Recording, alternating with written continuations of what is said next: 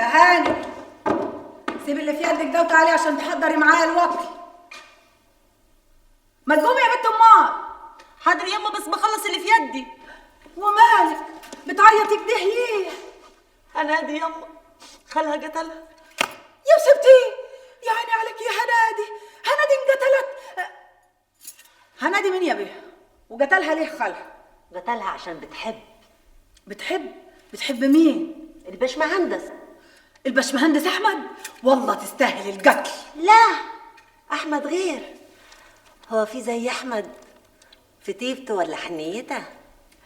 بتحبيه للدرجات يا تاني؟ اكتر من حب امنه للباشمهندس. اباي تاني هتقولي لي الباشمهندس؟ والله ما انا فاهمه حاجه. دعاء الكروان يما. وكان بيدعي يقول ايه؟ بيقول لي يا رب الايام تعدي بسرعه ويعاود الباشمهندس. قادر كريم يقبل دعاكي ودعاء الكروان.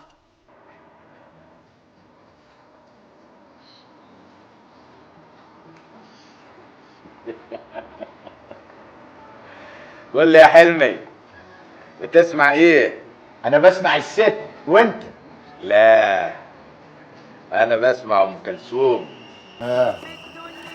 قول لي يا احمد، انت لما خرجت مع نهله رحت وين؟ وانت مالك؟ طب قلت لها ايه؟ وانت مالك؟ طب وقالت لك ايه؟ وانا مالي.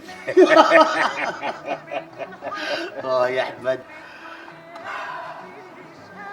خابر يا واد يا حلمي، انا كان نفسي جاي اقول لها اني بحبها جدا، بس للاسف خجلت اتكسفت وما قدرتش. كان نفسي كمان اخدها وابعد بيها بعيد قوي قوي، بس برضه ما قدرتش. وما قدرتش ليه يا احمد؟ ما انت خابر يا حلمي، ما تشوف انا مين وواد مين وحياتنا كيف، وهي مين وبت مين وحياتهم كيف. يا احمد انت مش بتفكر تتجوزها في يوم من الايام؟ يبقى خلاص. خلاص ايه يا بني ادم؟ لو انت مفكر في راسك ان ممكن يجي اليوم اللي الحاج عبد الجليل يحط يده في يد ابوها ويطلبها لي؟ طب ليه لا؟ يبقى ما تعرفش ابويا زين. يا احمد ما احنا الحال من بعضه، انا مستني لما نتخرج من الجامعه انا وساره واروح اتجوزها. معلش يا حلمي ما تاخذنيش، بس يعني انت وساره من طينه واحده، انما انا بقى صحيح مستورين وحدانا ارض وكل حاجه، بس برضه الحياه والمنتاليتي اللي عايشه بيها نهله غير المنتاليتي اللي عندنا في البلد خالص، ما انت خابر. ولما انت شايف كده حبيتها ليه؟ تعرف يا حلم انك ضغف. ايه حبيتها ليه؟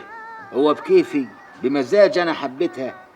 لقيت نفسي بحبها يا اخي غصب عني. حتى لما حاولت ابعد هي برضك شدتني ليها تاني وما قدرتش اقول لا، ما كان على يدك. صدقني يا احمد، اللي تخاف مني ما يجيش احسن مني. ربنا كريم. المهم قول لي انت عامل ايه انت وساره؟ يا احمد بنعد الايام، نخلص الجامعه ونبتدي حياتنا ونبني مستقبلنا. ربنا يوفقكوا يا حلمي. تعرف يا واد يا حلمي، مع ان انت ما تستاهلش، بس انا فرحان بيكوا انتوا التنين زي اخويا واختي. عشت يا اخوي من بوابه عاليه ولد اصول صح. ولو احتجت اي حاجه يا حلمي اي حاجه ابقى قول لي. حس كده يا احمد، انا جعان وعايز اتعشى. مش بقول لك واطي.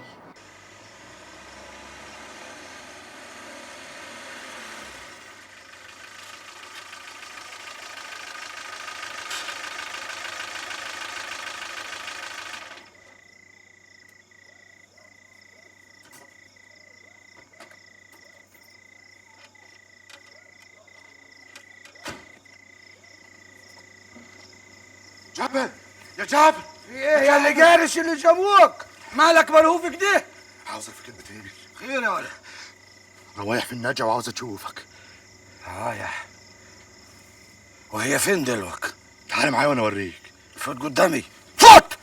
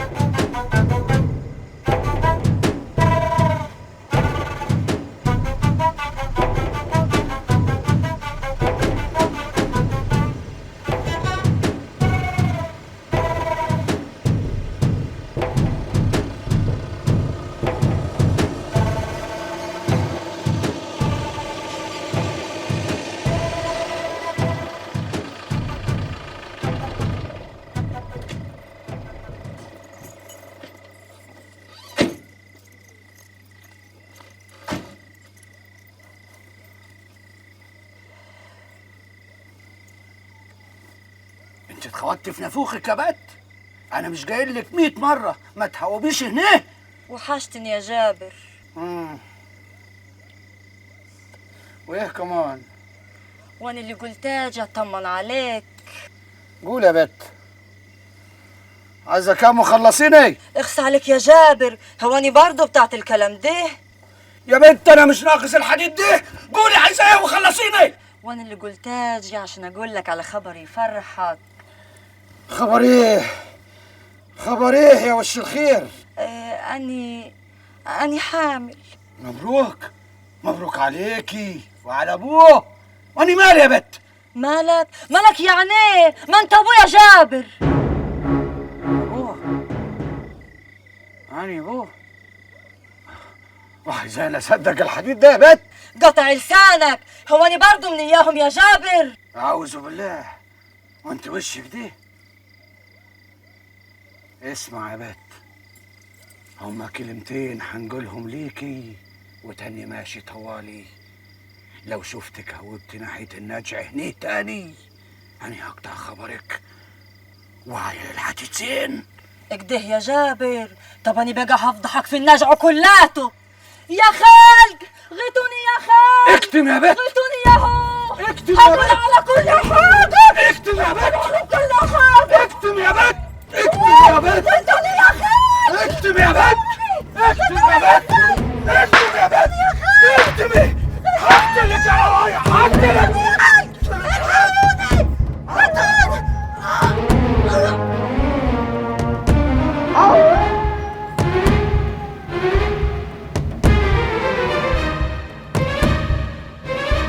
روايح، روايح،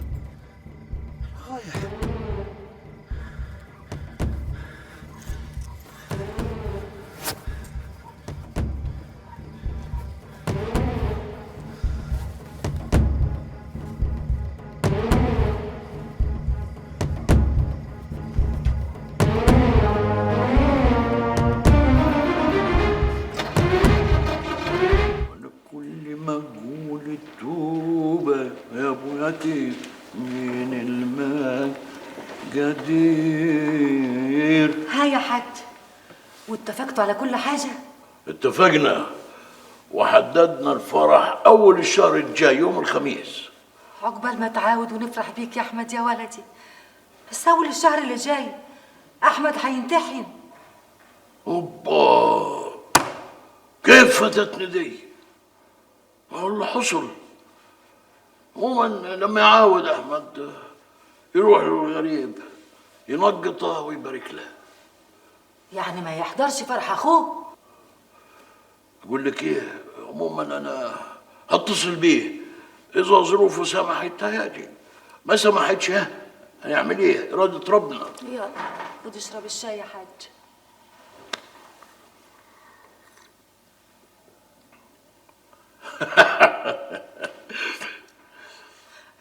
بتضحك على ايه يا حاج؟ العمر اللي بيجري. الغريب لسه كنت بمسك يده وأعديه الجسر بقى راجل وهيتجوز. الايام بتجري يا حاج، شوف احنا كنا وين وبقينا وين. تكلمي عن نفسك، اللي وين وبقينا وين؟ أنا لسه شباب. أنا لسه زي ما أنا. يعني إيه؟ أنا اللي بتغير؟ طيب نشرب كوباية الشاي ونشوف مين فينا اللي بقى وين وكان وين.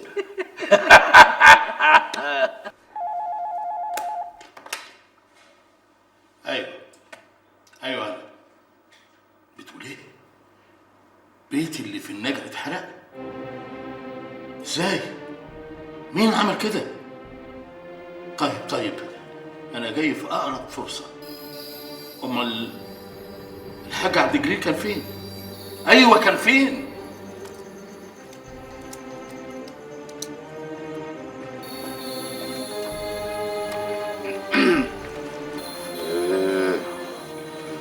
دنيا واحد الله جابر كلنا لها. لا إله إلا الله. من لله اللي عملها. والبنت زي ما يكون كان قلبها حاسس وجات تودعك. الله يرحمها. بقول لك شيعوا لي في النيابة وعاوزيني بكرة الصبح، بيقولوا في واحد شافني وانا معاه. هتقول لهم ايه؟ هقول لهم ايه يعني؟ وانا معقول اقول لهم انها كانت جايه تقابلك وانك اخر واحد قابلها وانا اتخوت ولا ايه؟ قول لي يا عبد البار، ايه الخبر اللي انا اللي عملتها؟ يخص عليك يا جابر. معقولة انت تعملها؟ عشان ايه يعني؟ انا كنت خايف لعقلك يقول لك كده ولا كده. الله يرحمها عاد كان نفسها تتجوز وتتستت وتجيب لها عيل، وربنا يتوب عليها من شغلانة الغوازي دي. قول لي يا عبد البر، هي اتحدثت معاك قبل ما تيجي الدار؟ كلام في كلام. انت خابر اللي هيموت هيقول كلام في كلام وما نفهمش منه حاجة. طب ومشيت ورايا ليه لما اخدت روايح في العربية؟ معلوم لازم امشي وراك، مش يمكن كاري عليك حد يعمل حاجة كده ولا كده ولا كده. مش صاحبي برضك؟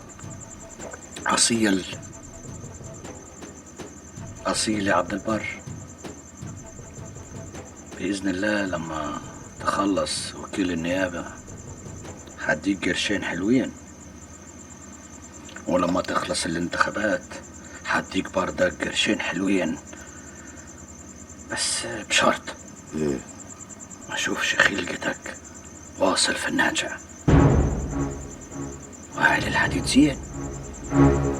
واعي يا جابر. يا حاج اسمعني بس. اسمعني انت يا عمده، كله اللي عصمت بيه.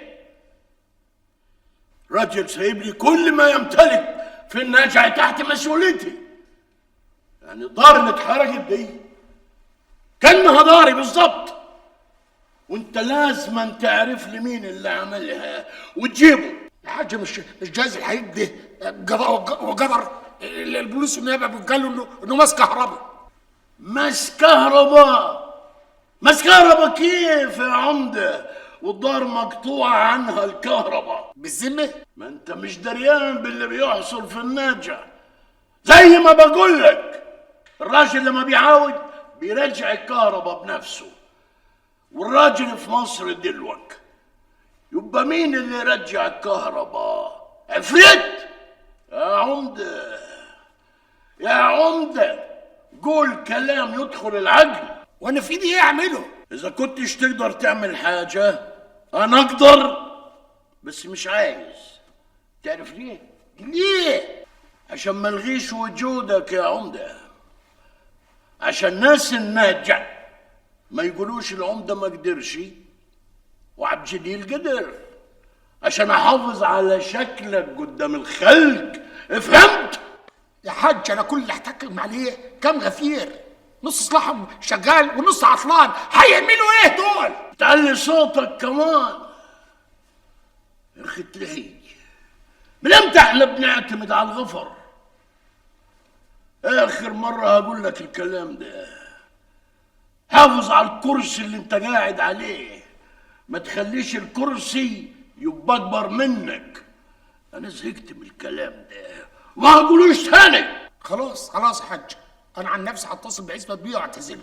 لا مالكش صالح انت بعصمت بيه.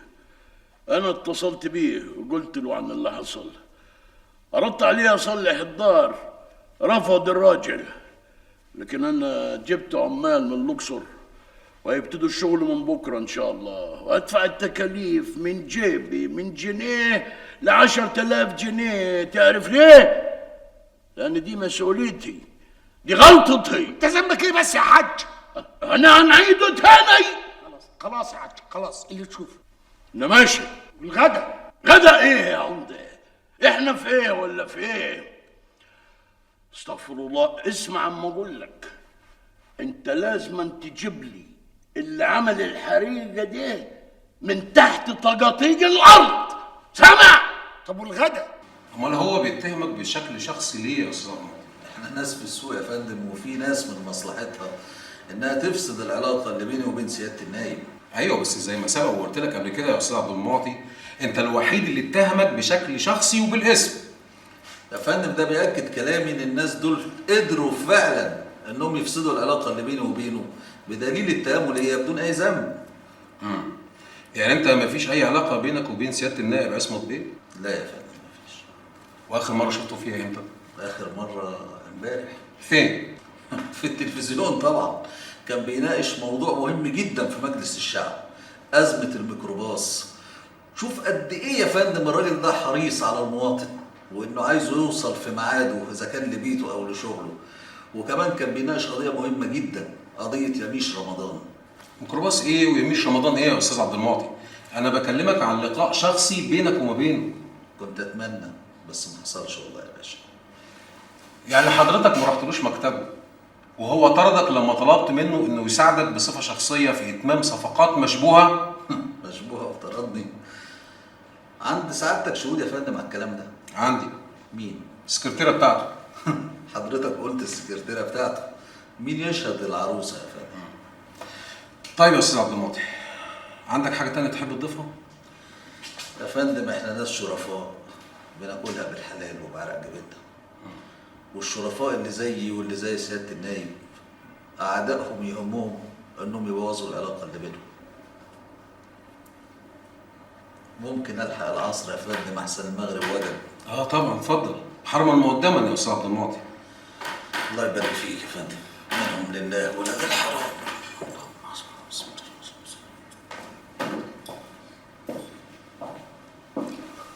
يا عسكري انده لي عبد البر من بره. مصيبتين في النجع مرة واحدة. ايه اللي بيحصل في بلدي يا عبد الوهاب؟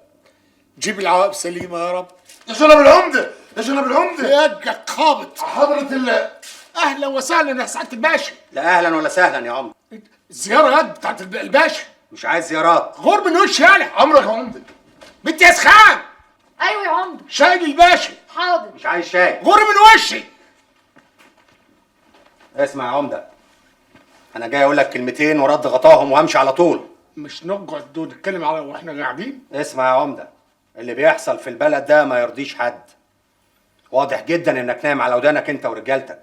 ازاي يا عمده بيت سياده النائب يتحرق بالشكل ده؟ لا وايه، وجريمه قتل كمان. انت ما ينفعش تكون عمده، لازم تتشال من العموديه بعد اللي حصل ده. يا باشا عايز تقول حاجه يا عمده ولا ايه؟ لا يا باشا. انا بحذرك، شوف شغلك كويس يا عمده. اللي بيحصل في البلد دي ما كانش بيحصل ايام الحاج عبد الجليل.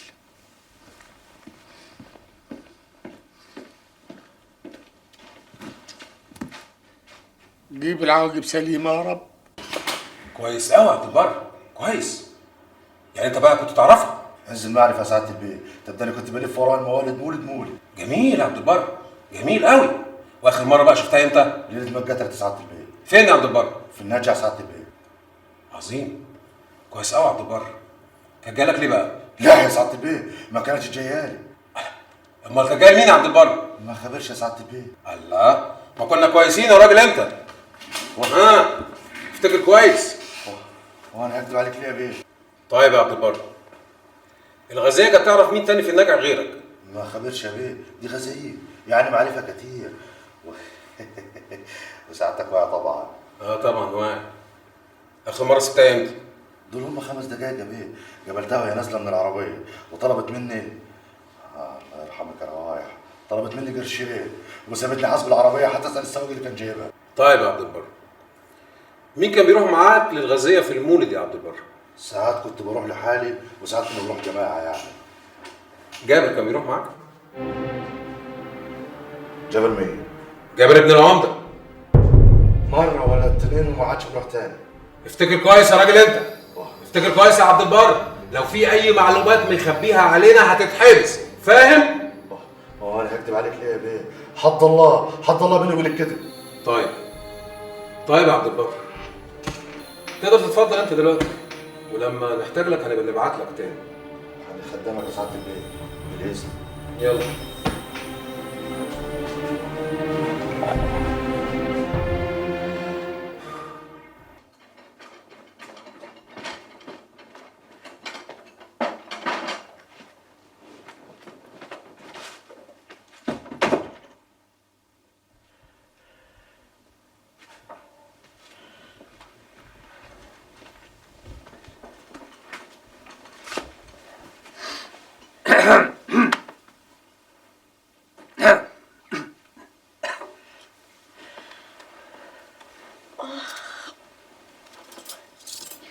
صباح الخير. صباح الخير يا غريب. هي امي لحقت تحضر الفطور؟ لا مش امك، امال مين؟ انا. يا مري انت يا غريب؟ وطي صوتك هتفضحينا عاد. وليه ما جاوبتنيش عشان احضر الفطور اني؟ يا ستي انا نفسي احضر لك الفطور بيدي النهارده وبس؟ النهارده وبكره وكل يوم. وانا هعمل ايه؟ انت ست الستات، انا عايزك تبقى اسعد واحده في الدنيا كلها، واني ابقى عفريت الابريق الجني. اتحضريني واقول لك شباكي لباكي الغريب ملك ايداكي. للدرجه دي بتحبني يا غريب؟ كلمة نحبك قليلة على اللي بحسه من ناحيتك يا جميل. بس انا كده هتعبك يا غريب، مش كفايه عليك تعب الارض؟ يا ستي انا راضي ومبسوط كده. ربنا يقدرني وخليك اسعد مخلوق في الدنيا. الله، قولي كمان يا ست، لحسن انا محروم من الحديث الزين ده. عارفه يا جميله، انا وش في وش خالي عبد الجليل كل يوم، وانت خبرها زين ما يعرفش الحديث الناعم الجميل ده واصل. اكده؟ طب انا هقول له. احب على يدك بلاش، يحنن عليك انا عين هيضربني. يلا يا جميله، يلا نفطروا سوا عشان الحق اروح لخالي عبد الجليل. واه يا غريب، حتى يوم صباحيتنا؟ هروح بسرعه وارجع لك طوالي. هستناك، ما تعوقش. يا بوي، وي وي وي وي، ما بلاش طريقتك الناعمه دي لحسن مش هتحملها، وبعدين ما نخرجوش من البيت واصل. ما عاوزكش تزعل روحك يا عصمت بيه، كل شيء يتعوض ان شاء الله، المهم انكم بخير. الحمد لله ونعم بالله، بس لو اعرف مين اللي عمل كده وايه مصلحته في كده. قل لن يصيبنا الا ما كتب الله لنا. ونعم بالله ونعم بالله، بس دي املاك ابويا يا حاج، وانت عارف ذكرياتي كلها فيها. كل حاجه هترجع زي ما كانت واحسن. مفيش حاجه بترجع يا حاج. طب ايه رايك بقى؟ بيتك هيتبني من اول وجديد، بس اؤمر انت. يا سلام يا حاج، طول عمرك جدع. يا سلام، ربنا يخليك ليا.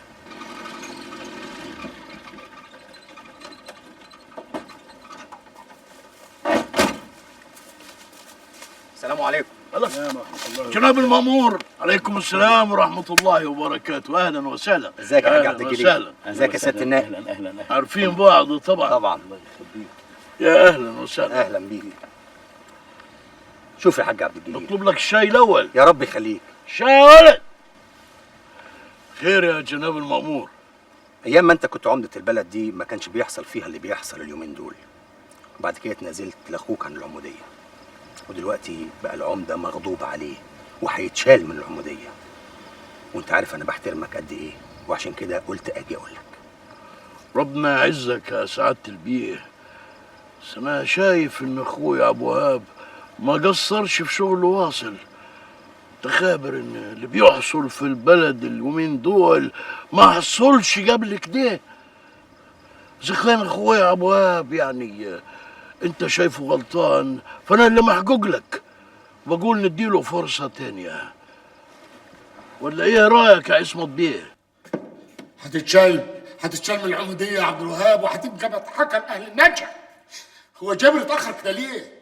أنت أدهم مجاهد، أنت عطار. أمرك يا جناب العمدة. أنت شيعت غفير لجابر ولا لسه؟ من بدري يا جناب العمده، والغفير رجع وقال انه شاعي. طب غور من وش؟ غور. خبر ايه؟ هو في ايه؟ غور انا مالي يعني. خبر ايه؟ انت شغلت يا ولد؟ غور يا عم الوزان. لا مؤاخذة يا شعبك، لا مؤاخذة.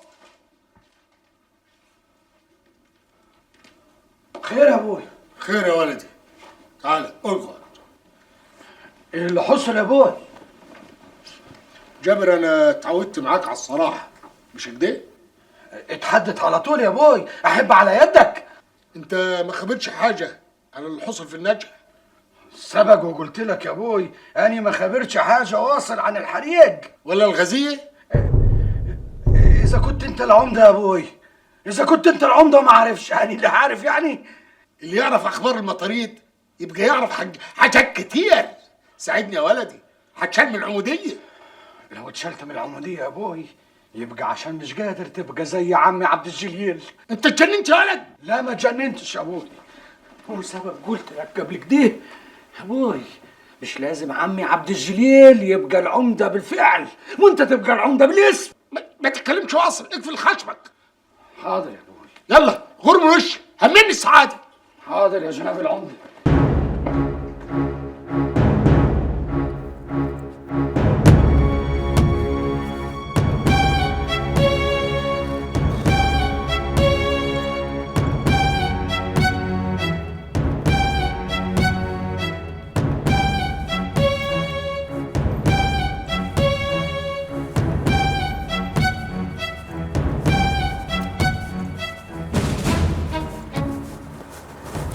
مساء الخير يا سعادة الباشا. ايه اخر الاخبار عندك؟ وما تقوليش يا عبد المعطي كله تمام. انا كل اللي يهمني رضا معاليك يا باشا. انا مش قادر انسالك المره اللي فاتت، انت فتحت علينا عيون كتير قوي. هانت يا باشا، الانتخابات قربت وصاحبك هيتقلش من المجلس وكل شيء هيبقى في صالحنا. اما نشوف. ولو اني عايز اقول لك يعني ان الناس اللي معايا قلقانين قوي، والوقت عندهم مش ببلاش. خلي بالك الوقت بيجري برضه. هم مصرين على ارض النجح، ودي كنز بالنسبه لهم. اذا كانت رجالتك مش قادره تعمل حاجه قول لي، هشوف رجاله غيرهم. فندم الرجاله مش مقصرين ولا حاجه، هي المساله مساله وقت وكله هيبقى تحت السيطره وتحت ايدينا. ماشي. عندنا مثل بيقول خليك ورا اوعى تقولها يا باشا، كريه على قلب الكذب والكدابين. اللهم نجينا من الكذب يا رب. الله بقول لك ايه، بلاش الحبه دول عليا انا. خلي بالك يا عبد المعطي. سلام. يا سلام يا حلمي، تعرف ان امتحاني النهارده امتياز؟ صح يا احمد، زي ما بيقولوا اختامها مسك. معقولة انا قاعدة في النجم لحد دلوقتي؟ اهي جاية هناك اهي يا جماعة. الله، هي مالها؟ ايه يا ستي ده كله؟ يعني لازم الامتياز؟ طمنينا عليك، عملتي ايه؟ الحمد لله كويس. طب احنا هنتنينا واقفين كده، ما تيجي نقعد في الكافيتيريا. معلش يا حلمي روحوا انتوا، انا لازم اروح. طب نستأذن يا جماعة، هنسبق احنا، يلا بينا. طب يا حلمي ماشي. ايه خير يا نهلة، مالك؟ ولا حاجة، شوية صداع يا احمد، عايزة اروح. لا تروحي ازاي؟ ما انا مش معقول اسيبك تروحي وانت كده. معلش عشان خاطري سيبني النهارده براحتي. اسيبك ازاي؟ بقول لك مش معقول اسيبك كده. من فضلك يا احمد. من فضلك انت. طب اسمعي، ما تيجي نروح نقعد في اي حته.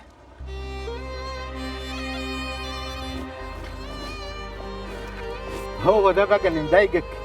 يعني معقولة بعد كل اللي بقوله لك ده وتسأل سؤال زي ده؟ شوف يا نهلة، أنا كان في كلمة في قلبي عايز أقولها لك، بس لساني ما قدرش يقولها، إنما أنا هقولها دلوقتي. أنا بحبك يا نهلة. هي دي المشكلة. المشكلة إن أنا كمان بحبك، ويمكن أكتر ما أنت بتحبني كمان. بس وبعدين إيه؟ خلاص امتحانات قربت تخلص، معنى كده إن أنت لازم تسافر بلدكم وتنفذ رغبة أهلك وتتجوز بنت عمك. لا، ما أنا قلت لك إن ده مش هيحصل. أيوه مش هيحصل حتى لو ما عودتش النجع تاني. والحل؟ الحل إننا نتجوز، ولو قلت أيوه يبقى نتجوز دلوقتي.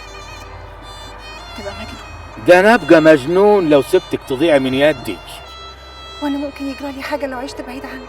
طب اسمعي، حددي لي ميعاد مع فوزي بيه في أقرب فرصة، بس خليكي عارفة إن أنا مش هقدر أجيب حد من العيلة دلوقتي بكتير، يعني ممكن أجيب معايا الواد حلمي. من ناحيتي ما تشغلش بالك خالص، بابي بيحبني ومش هيرفض لي أي طلب، بس دول بقى والباقي على أهلك أنت. يا رب ما يحصلش أي مشكلة بينك وبينهم. لا مشكلة إيه؟ ده أنا متأكد إن أم وأختي هيفرحوا لي جدا. أنا مش بتكلم على مامتك وأختك، أنا بتكلم على باباك.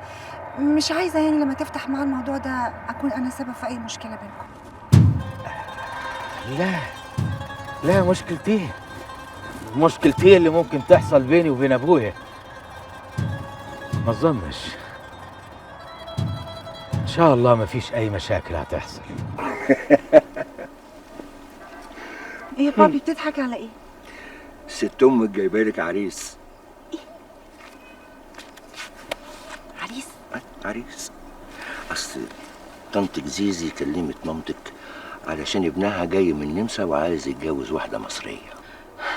طب ما مصر مليانه بنات، اشمعنى انا يعني؟ يعني اصل طنطك زيزي كلمت مامتك علشان تفتحك في الموضوع، بس ست مامتك بقى متاكده انك هترفضي. بابي عشان خاطري اقف جنبي، احنا اصحاب. قولي لي يا نهله، انت تعرفي احمد كويس؟ طبعا يا بابي، بشوفه كل يوم في الجامعه. ايوه ده مش سبب عشان تعرفيه يعني. لا والله اعرفه كويس قوي. على العموم قبل اي حاجه عايزك تحكي لي كل حاجه عن احمد. بس كده عليا الاتنين. شو بقى يا سيدي؟ قولي. اللي اعرفه ان احمد من هنا، هو في بلد صغيره، بس الحقيقه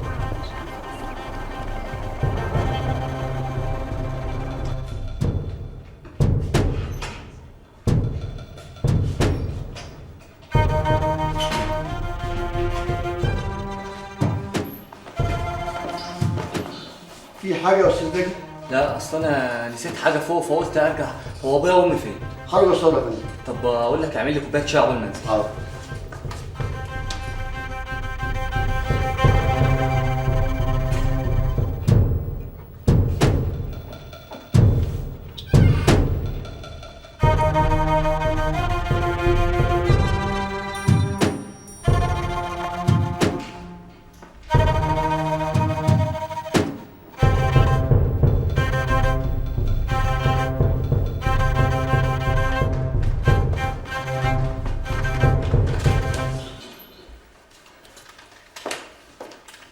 في حاجه عن محمد؟ الشاي يا استاذ نجم. طيب ممكن تخليه اول ما ارجع بس. حاضر.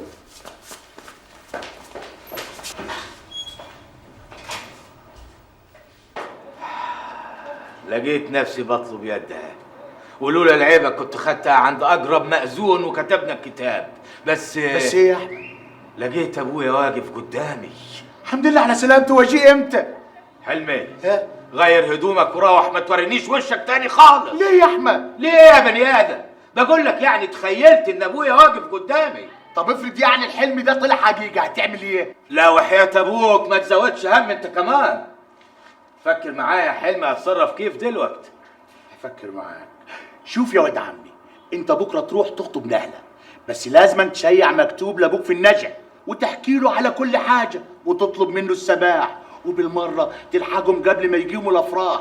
ساعتها ما يكونش في حل واصل، وكده ابوك هيحن ليك ويرضى عليك ويجي يحضر الفرح. الله ينور عليك يا واد يا حلمي. بس انا بقى مش هشيع له، انا هروح له بنفسي. من بكره هسافر النجع واقابل ابويا واحكي له على كل حاجه، وقلبي بيقول لي انه اكيد هيفهمني ويحس بيا. طب افرض ما حسش بيك، هتعمل ايه؟ لا لا يا حلمي، فلا الله ولا فالك. اكيد يا اخي هيحس بيا. ده ابويا بيحبني يا حلمي. حتى هو بنفسه قال لي مره ان اي اب يتمنى يشوف ولده اسعد واحد في الدنيا. أنا مش موافقة يا فوزي، مش موافقة أبدا على الجوازة دي. ويهون عليكي تكسري قلب بنتك الوحيده؟ يا فوزي البنت لسه صغيرة، مش عارفة مصلحتها فين. أنا عايزاها تتجوز جوازة مرتاحة تسعدها وتهنيها، وهذه البنت واخدة على مستوى معين هي عايشاه، لازم تعيشه. خليها تختار زي ما هي عايزه وتتحمل نتيجه اختيارها. ولو في يوم من الأيام حست إنها اختارت غلط، هنصلح الغلط ده ازاي يا فوزي؟ هتتطلق طبعا. طب ما نلحق المواضيع دي من دلوقتي. وبرضه جايز الولد يطلع كويس، يبقى وقفنا جنبها وخليناها تتجوز الانسان اللي بتحبه. يا فوزي الولد لسه بكالوريوس، يعني في أول حياته ما كونش نفسه، وحليني بقى لما يبتدي يكون نفسه ويقدر يقدم حاجة من اللي بيقدموها العرسان لما يجوا يتقدموا. مش انت يا رئيفه اللي تقول الكلام ده؟ فاكره لما اتقدمت لك زمان كنت لسه متخرج جديد من الجامعه واهلك رفضوني، وقفت قدامهم لغايه ما وافقوا عليا، والحمد لله اثبتت وجودي وكافحت واشتغلت واثبتت لكل الناس ان انا كنت استهلك. ايوه يا حبيبي، بس الزمن اتغير. الزمن ما بيغيرش العواطف. يعني هيقدر يجيب شقه؟ يعني انا مش عايز اجبره على حاجه واقول له يعيش معانا هو وبنتنا عشان تبقى قدام عينينا. طب والشبكه والمهر اللي هي تستاهلهم؟ هساعده في كل حاجه. اللي هتعمله غلط يا فوزي، صدقني. لا انا واثق في نهله وعارف انها اختار الصح. هقول لك ايه؟ قولي مبروك وقومي جهزي نفسك، الولد وعيلته جايين عايزين نقابلهم كويس ونفرح ببنتنا. قومي. حاضر. علمي ايه يا احمد؟ كيفك؟ الله الله، انت لساك ما لبستش هدومك. طب والناس اللي منتظرانا دي؟ والله ما انا عارف اعمل ايه يا حلمي. عين في الجنه وعين في النار. كل ما اجي اقول لنفسي ايوه الاقي حاجه جوايا بتقول لي لا. يا احمد خلاص وقت التردد خلاص انتهى. وبعدين انت اديت كلمه للبنت، لو رجعت في كلامك هيبقى شكلك ايه قدامها وهي هيبقى شكلها ايه قدام اهلها، واكيد عارفين انك رايح دلوقتي. وهو ده اللي واجعني. مش كده وبس يا احمد، انت بتحبها وكل تصرفاتك بتقول انك بتحبها. صح، والمشكله اني بحبها. اصل نهله دي يا حلمي عامله زي الصدفه اللي ممكن ما تتكررش في حياه البني ادم مرتين. عشان كده خايف اضيعها من يدي ارجع اندم طول عمري. شفت يا احمد، ولساك متردد بعد الكلام ده؟ بقول لك ايه، قوم البس هدومك كده وتوكل على الله. ايوه بس اذا ما جبلونيش الناس. ويرفضوك ليه يا احمد؟ وانت باش مهندس جد الدنيا، والدنيا فاتحه لك دراعاتها واخداك بالباط.